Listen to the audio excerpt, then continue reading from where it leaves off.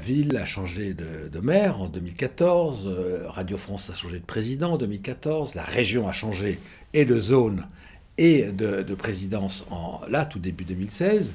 Et donc c'était un peu à Paris, puisque nous reposons, nous travaillons avec ces trois piliers, essentiellement la région, mais la ville, la métropole et Radio France.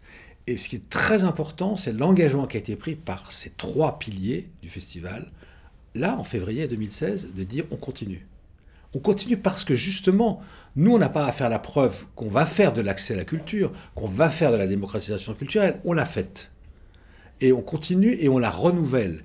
Et on dit simplement au public que vous ayez de 3 à 93 ans, il y a quelque chose pour vous dans ce qu'on fait, dans ce qu'on vous propose. Montpellier laboratoire culturel, Montpellier précurseur.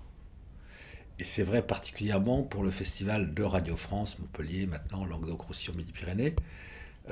Pourquoi est-ce que ça a été créé en 85? C'était justement pour dire que la démocratisation culturelle, l'accès de tous à la culture, ça passait par un opérateur public, Radio France, une collectivité locale, Montpellier, maintenant étendue à la région. C'est quoi l'idée simple? C'est que la culture, elle est pour tout le monde. Mais en vrai, c'est-à-dire que ce qu'on fait, c'est qu'on va porter la culture partout où elle est attendue.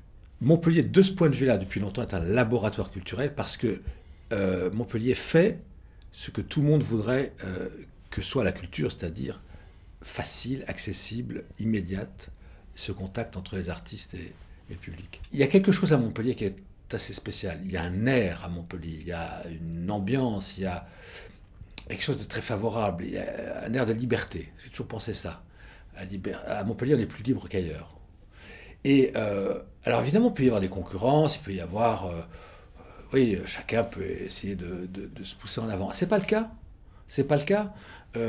D'abord, on travaille les uns avec les autres et les uns à la suite des autres.